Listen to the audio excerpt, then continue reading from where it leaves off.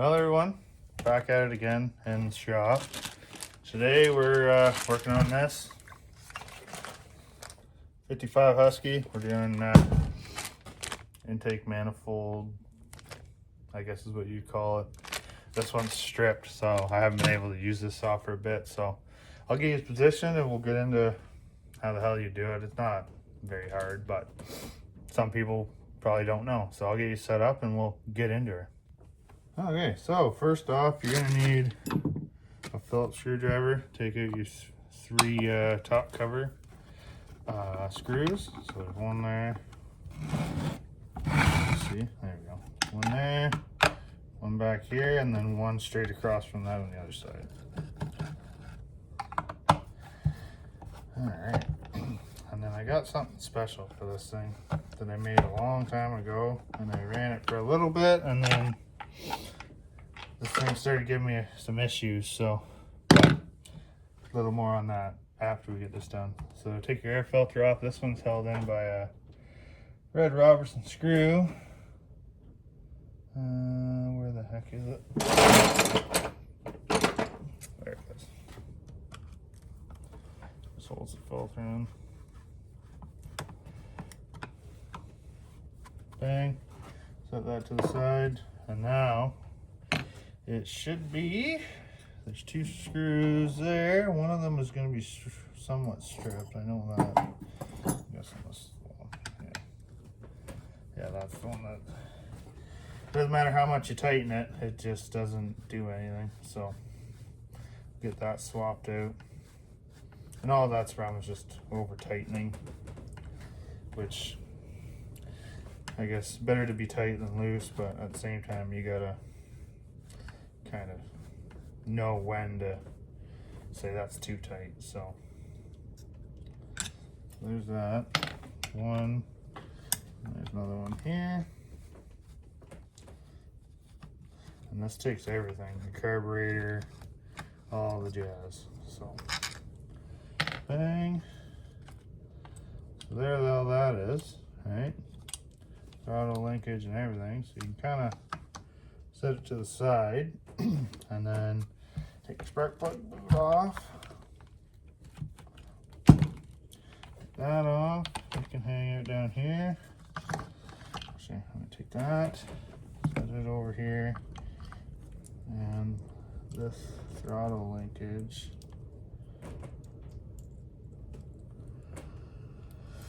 Take it off so I don't lose it. And then hang carburetor out. And then there's just there's two screws. Okay, see, two screws, one there, one there. I'm pretty sure, at least since the last time I did one of these on the last couple I had. So there's one, and there's the other one.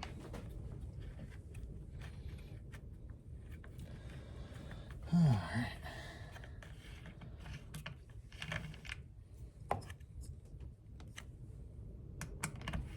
I think that's all of them.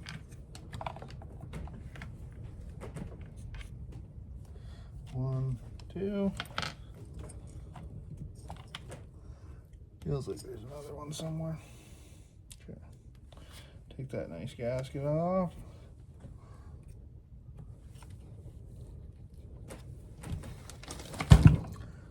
Feels like there's more, but oh no. It's just everything in the way. Just gotta push that little intake piece back.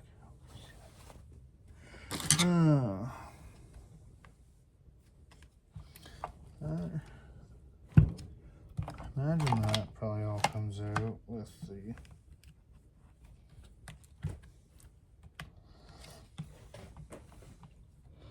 this should just push through, I think.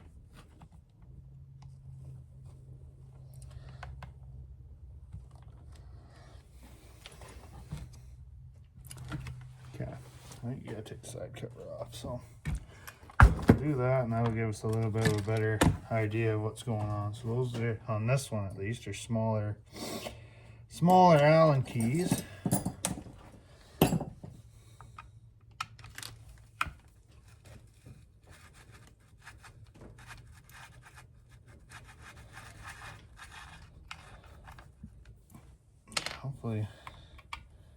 hopefully this fixes the lean condition on this. Other than that, then I'm gonna have to get into doing crank seals and stuff, which they're not that bad to do, but I would prefer not to if I don't have to, basically because I'm lazy. Anyways, so there's 4 screws to hold these on. 4 screws, and I don't think all of them are all Allen keys, but well, I probably doubt any of them are Allen keys. They're probably Phillips or something. And then you just pop that out. Wow, this thing is dirty. I've never had this cover off, so this is all new territory for this guy. So, there's that.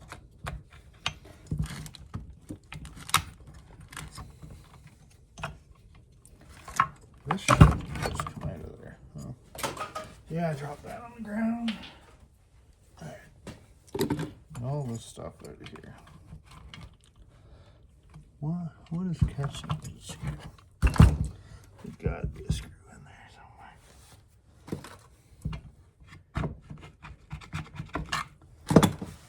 There's gotta be. Where's my flashlight? Can't see nothing. Is there a screw? Looks like there's a screw there.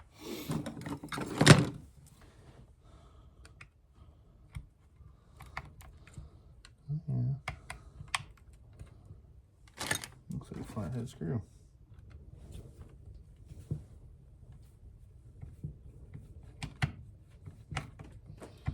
Wow, this thing needs a bath. Bad.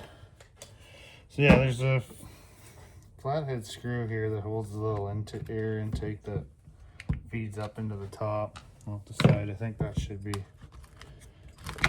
yeah. So it goes just in this little piece here, and it comes down beside the flywheel there. If you can sort of maybe see it. There we go. There's a hole there. Anyways, you'll figure it out when you're taking it apart. Wow, this thing's dirty. Wow. Usually my saws aren't this dirty. Usually. That's a lot of grime. Wow, that's a lot. I might take some time and just kind of clean on her a little bit. Oh my.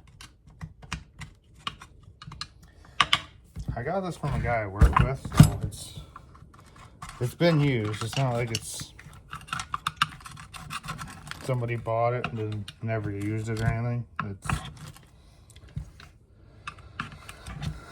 I bought it, or well, got it from a guy I work with, and he said he used it all the time when he had his own place, and then stuff happened and he let his brother use it, and he went to get it the one day and it was sitting in a chainsaw case submerged in water.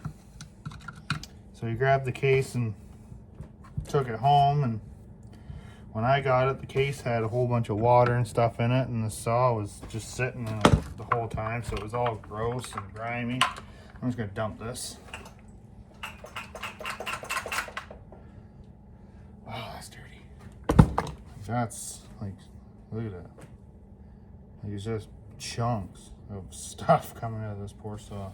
I'm gonna take a little piece of rag here.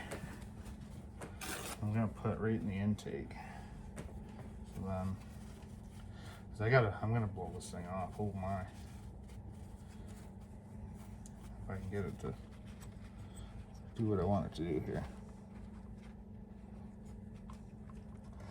Okay, I'm gonna quickly blow this off. I should have, yeah, blow the hose off.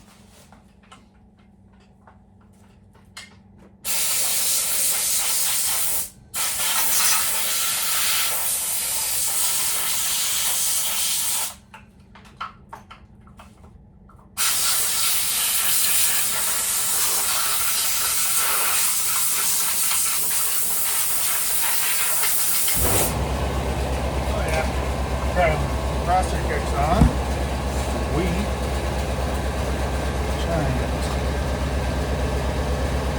Wow. Like I said, I've never had this saw apart, so I just know from, well, I've had it somewhat apart, but never to this extent.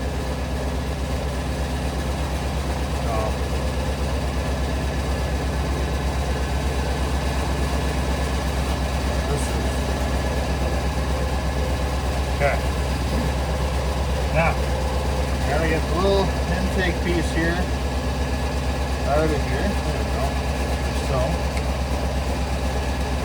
okay. That there now. Look at it. Oh, I need this too. Just need the intake of it, but like this thing is caked, ladies and gentlemen. That is the saw that has been used. Throw that over there. We're gonna clean your intake boot up. It's still in really good shape.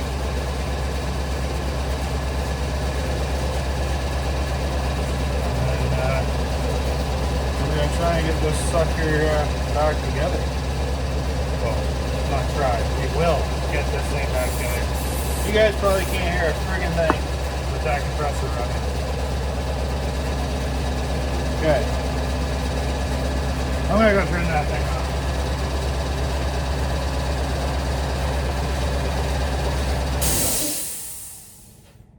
At least that thing's quieter than my old compressor. Okay, yeah, so intake. I don't think they're directional. They shouldn't be directional. Maybe they are. Anyways, your intake goes back on. Here's your little wind deflector for the air injection on these. Just gonna clean that up a little bit more too. Grab another half-ass clean rag. Try and clean it. This is where I wish I had like a ultrasonic cleaner, which I've been saying I want for a long time, so I should probably just bite the bullet and buy it, because you know, I've watched a lot of people use them, and for a chainsaw grind like this, they just eat it, and it's nice. And then you get nice clean parts when you're done. You don't have to worry about this kind of mung and oil and crap everywhere. Okay, so let's open this new one. Open the new one up. Get this open. Okay. Get the, that's the right way. Get dirt out of that already. Holy. And then this goes into here, like so. Air intake goes in. You just gotta get her started, and then it just, oh, I freaked it out. There we go. There, like so. Get as much dirt and grime out of there as you can. And then make sure you don't pinch anything anywhere.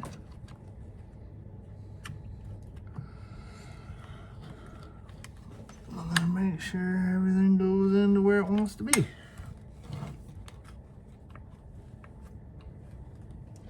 And it doesn't seem it is, so we're gonna do this way. Dirt, oh my lord. Okay, so now let's try this again. I think it is easier to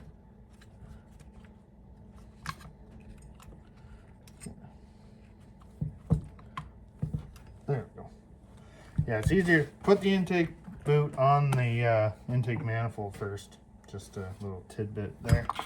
Alright, now just reassembly. That little flathead screw that I told you about, well, I guess it's actually a Phillips, but you can't see that when you're doing it. So it goes down in here. Maybe it'll stick on a screwdriver. Doubt it. Okay. Oh yeah, come on. There we go. So that goes down in there. I gotta get some more lights for this shop. Or at least replace the one that's out. Probably should start with that. Actually, if it's a Phillips, might as well use a Phillips and be faster than frigging around with the flathead.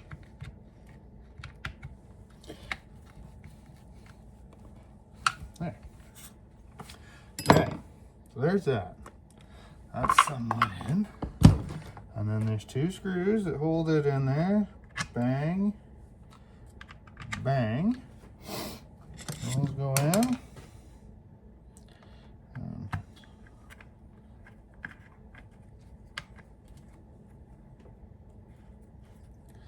There's one.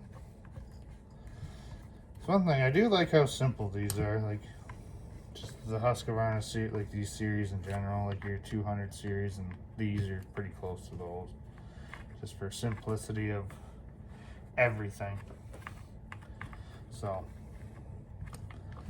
it makes it nice to work on when you can just kind of go and do it, and you don't have to take the whole saw apart, which I guess in theory I almost did take the whole saw apart doing this. So holy god, even that's dirty.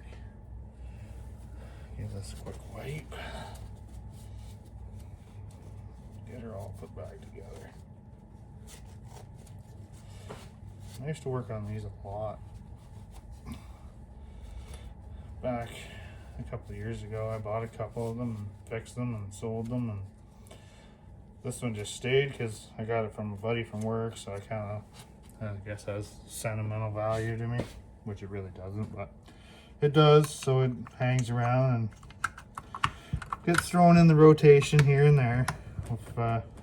If me and my brother go cutting, I usually, it's either this or a super mini, so this is a lot nicer to run and a lot faster. Well, yeah, it is faster. It is bigger than a super mini, so it is. So there's that. You put your 4 cover screws back in. 1, 2, 3, 4. And tighten them down. They're T12. No, that's a big one. So these are 3 mil. These little fellas here that are in the case of this one. I imagine these are somebody swapped them. I don't think they'd be factory, unless I may be wrong, but who knows? You could say I'm well, the old saying of a jack of all trades, master of none. It's pretty well the way I go with chainsaws. I'm a jack of all of them, but never master of none. I like to dabble and play around.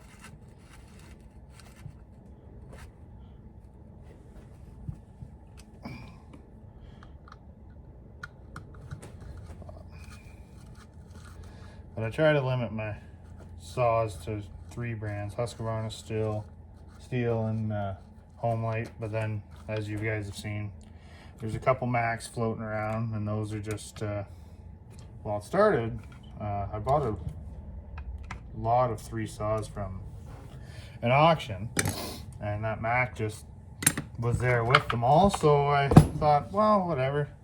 If I win them, I win them. If I don't, I don't. Big whoop, right? So it turns out I did win them. So anyways, I won them. Cool. Brought them home. Basically bought the lot because it was just for, I like having extra cylinders and stuff hanging around for especially my XL76s, because you can't buy cylinders for them. XL12s you can.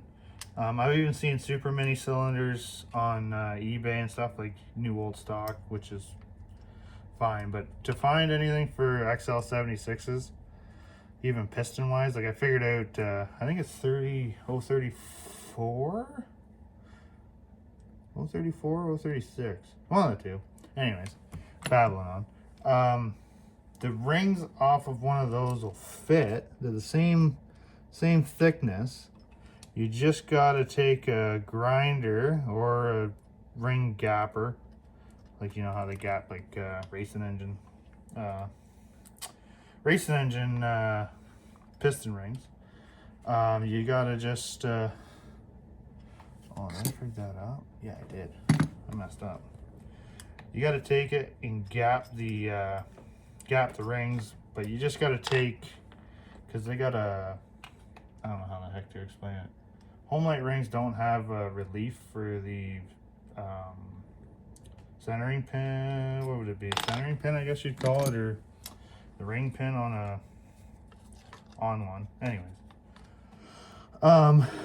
but you just take a grinder and you can take that little relief off, and it gives you the exact, like down to the millimeter amount of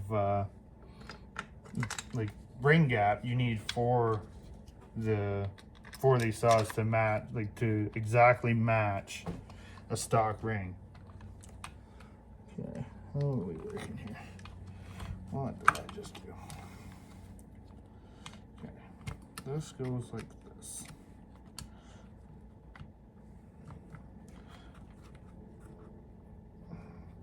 That wire goes like that, and these go in like that. Oh.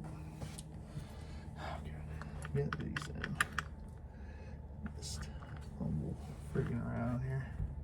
Just getting these kind of started, and then to make sure I don't over tighten them, and then I'll be back into square one here.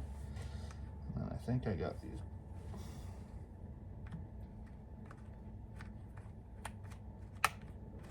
Yeah, I do. Fuel line goes in the top hole, ladies and gentlemen. Here, the top holder on these here, not the bottom.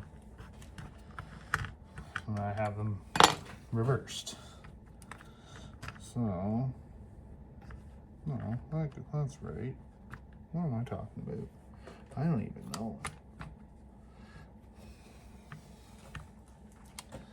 What the heck is going on?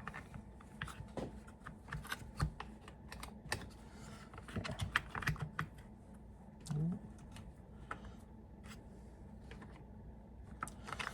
I think it's because it usually goes over top. That's probably why. Yeah, there we go. I did have that right. Sorry. So yeah, fuel line. Oh, I lost my gasket.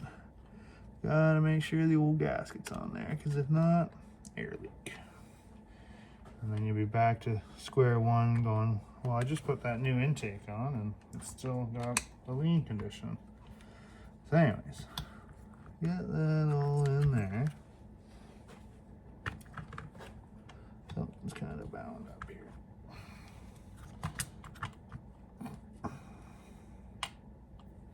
Okay, we're just gonna, oh, that one came off. Make sure we got everything all nice. Get that in there. Get these going. This should fix this little baby. There we go. So that's all hunky-dory. Now this little throttle plate thing, doodad, it goes in. And I probably got it backwards. No, actually I don't. That's a first. Usually every time I look at these, I get them in backwards. There we go. Look at that. Like butter. Alright, snug these down. They don't gotta be zinging.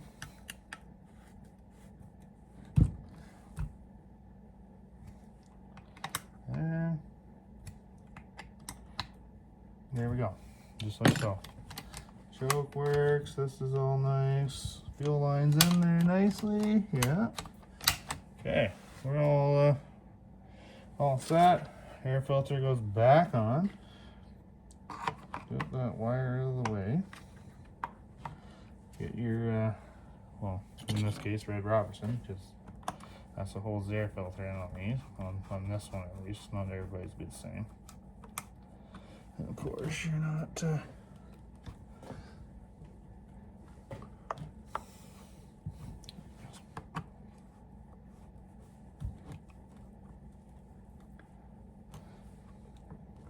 okay, that's in there.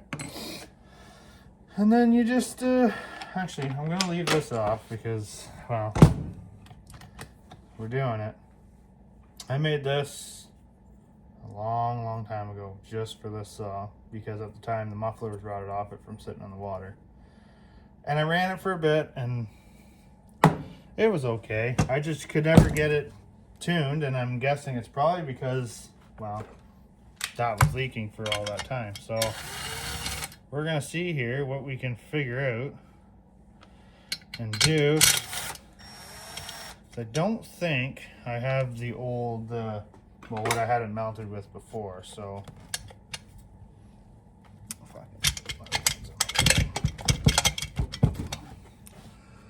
Oh yeah.